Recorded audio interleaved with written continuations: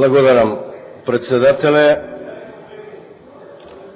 Почитувани пратеници,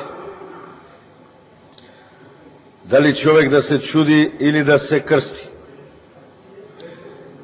Токму и двете. И на комисијата и сега пратениците од мнозинството се убедува да не уверат и нас и граѓаните дека и ова што го прават е за доброто на народот. Значи, подобро е да заклучиме, според вашата логика, подобро е учебниците да се користат место 3, 5 години. Ако е така, ако ви веруваат граѓаните, тогаш и ние ви верувам. Но им должите едно извинување. Зашто 2008 година пред изборите им кажувавте дека учебниците ќе се користат 3 години? Имајте доблест од ова говорница, кажете им: почитувани гласачи, посебно вие што гласавте за нас, ви се извинуваме што ве излажив. Почитуван предлагач, почитуван Талат Джафери, се обидувате и на комисијата и овдека да не уверите дека нешто спектакуларно се променило во законот и од декември месец до денеска, па затоа истите вие што тогаш, поточно во јануари беше гласањето, не го гласавте овој закон, за сега токму вие да видите главниот апологет кој ќе го брани истиот закон. Друго објаснување освен едно: пазарна политика. Нова синтагма во светската лексика, досега постоеше пазарна економија, сега можете да регистрирате авторско право од владеачкото мнозинство, пазарна политика.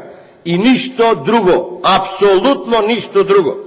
Бидејќи 3 месеци не е рок каде што може еден просечен македонец, албанец, влав, турчин, србин и така натака во оваа држава да заборави дека дуи овој ист закон не го гласаше и сите ние го поддржавме тоа, затоа што овој закон не е во интерес на граѓаните. Почитувани пратеници, го носевме буџетот.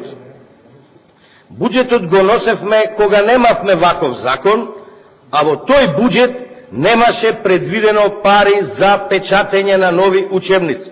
Што значи дека владата однапред го планирала сето ова, однапред дуи сето ова го знаел, однапред затоа и не го гласал, и затоа денес доаѓа еден ваков закон по скратена постапка, затоа што минува годината, а се уште е законот каде стои на секои 3 години треба да се променат книгите.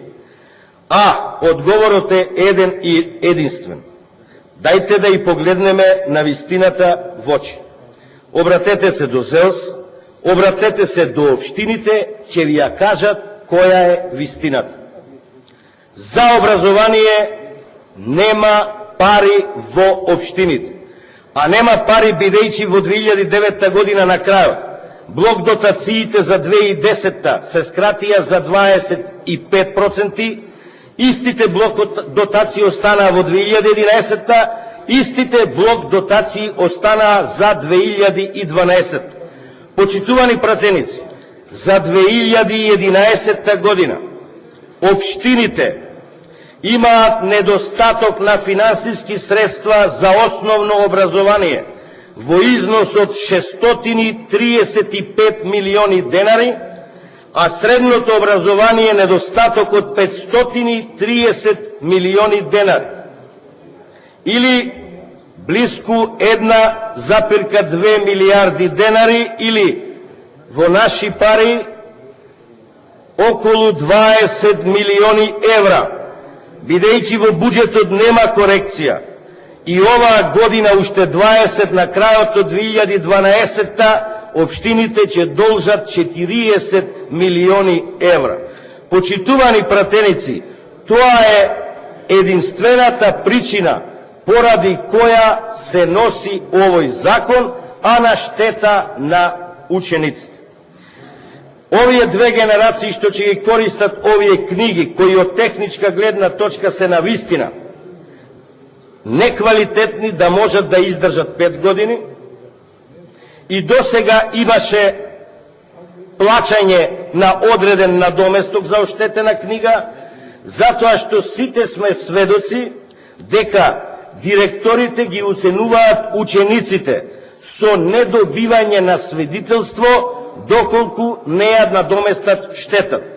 Проверете од вашите комши, сигурно ќе најдете 1, 5, 50 или 100 деца кои и досега платиле, не дека децата ги палеле намерно книгите, или дека децата намерно ги уништувале, затоа што биле бесплатни и затоа што владата им ги дала книги. Не, бидејќи квалитетот на книгите не е како некогашниот квалитет кога книгите беа шиени и можеа да издржат 2, 3 или 4 години, последниве две генерации што ќе користат стари книги, верувале или не, ќе ги надоместат во цел износ. И ќе дојдеме во ситуација 1 до 2 генерации да бидат привилегирани на сметка на останатите кои ќе ги платат книгите. Сите до еден директори ги им се заканува, дури бидејќи директно работе во образование, на директори од мојата политичка опција, лично јас сум модел да им укажам дека не смеат да помислат на такво нешто, да ги врзуваат децата со давање или недавање на свидетелство затоа што не надоместил дел од оштетена книга. Тоа се реалностите. Како овде и кој како сака може да каже, но тоа се фактите и книгите, оние две генерации што ќе ги користат, искрено да ви кажам, секако ќе ги платат, подобро е да си ги купат, отколку да ги травматизираат децата. Друг проблем. Каде е дискриминацијата што се прави сиве овие 3-4 година кај учениците во средните стручни училишта? 80% од стручните предмети немаат се уште учебник. За да во една прилика министерот Кралев излезе и јавно соопшти, нема заинтересирани да напишат стручен учебник. Па за не може некој да предпостави дека такво нешто може да се случи во Германија или во Шведска, таква немоќ, таква неспособност? Па треба да се запраша министерот. Зошто? Не верувам дека нема школуван човек од техничките науки во Република Македонија што не може да напише учебник. Не, проблемот е друг. Проблемот е во политизацијата и партизацијата и на рецензентската комисија, и на националната комисија, и на селективниот пристап кој ќе ги печати, кој ќе ги издава учебниците. Милиони проблеми и грешки има. На крајот ќе завршам со апел. Мнозинството да не носи ад-хок решенија на штета на граѓаните, затоа што се уште во буџетот на Република Македонија има огромни суми средства предвидени за непродуктивни трошења и може, апсолутно може, овој закон во цело да се испочитува онака како што си беше досега, 3 години да се користат учебниците. И подитно да се направи ребаланс на буџетот општините за оние износи што ги споменав, да не доживеат 2012-2013 колапс, да им се вратат скратените 25%. Тогаш, кога ги скратија, енергенсите не беа ни половина од она што се денес. Нема општина во Република Македонија која не се соочува со овој проблем. Ние сме тој коректор на власта да ја укажеме, бидејќи сите се согласивме дека образованието и здравството се најважните сегменти од општественото живење и тука треба да покажеме доблест, а не, почитувани пратеници. она што не помина во јануари на владата, затоа што не беше добро, сега пратениците да го предлагаат.